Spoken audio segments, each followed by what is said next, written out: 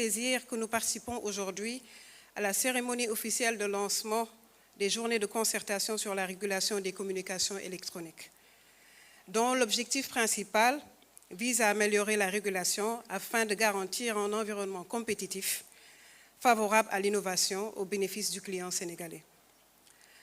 Je me retrouve très honorée de porter la voix des opérateurs télécoms pour magnifier l'importance de ces journées qui doivent être inscrites comme un rendez-vous annuel dans le calendrier de l'écosystème numérique.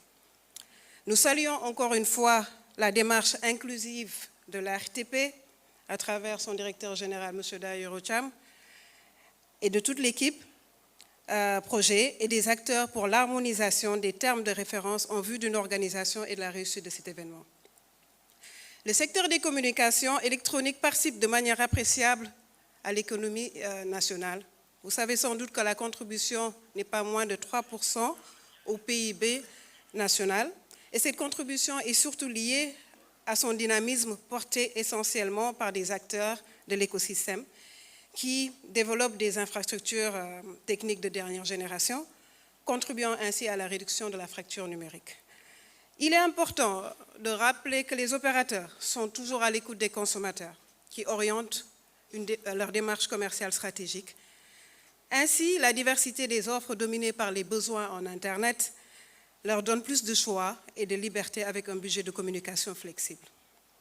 C'est dans cette dynamique que les opérateurs télécoms resteront toujours des partenaires favoris de l'État dans ses politiques de diversification, mais surtout d'accessibilité aux services numériques. Avec les besoins accrus en Internet et en innovation, il devient primordial de mettre en place une politique d'aménagement numérique du territoire national dans le but de répondre aux exigences de l'équité sociale et territoriale qui prône l'accès des services de manière non discriminatoire à toute la population sénégalaise.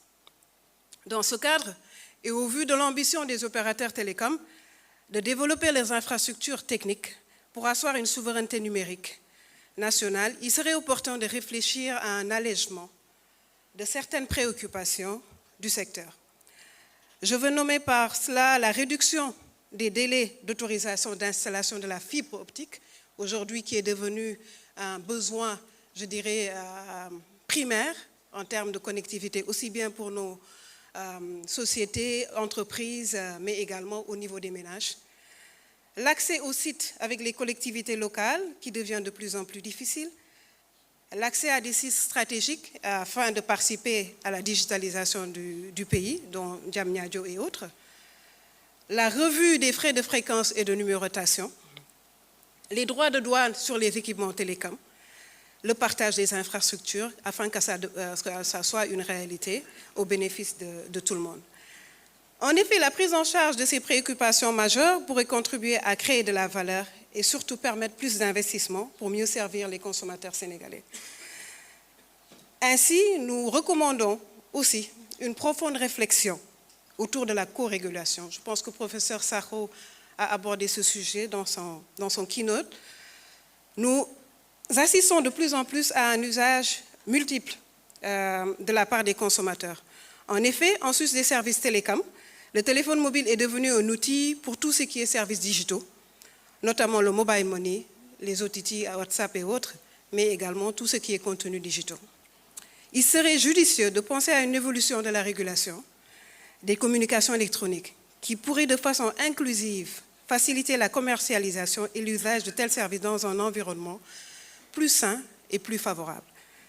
Nous restons convaincus qu'à la sortie de ces journées de concertation, nous pourrions ensemble répondre à cette équation de comment toujours mettre le Sénégal à la pointe de la technologie, tout en assurant une création de valeur pour tous les acteurs de l'écosystème, accompagnés de services accessibles et innovants dédiés aux populations sénégalaises.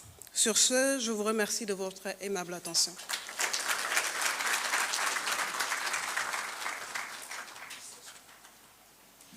Merci beaucoup Madame Fatou Sow Kane, directrice générale de Expresso Sénégal. Et je suis sûr que l'ARTP a pris bonne note des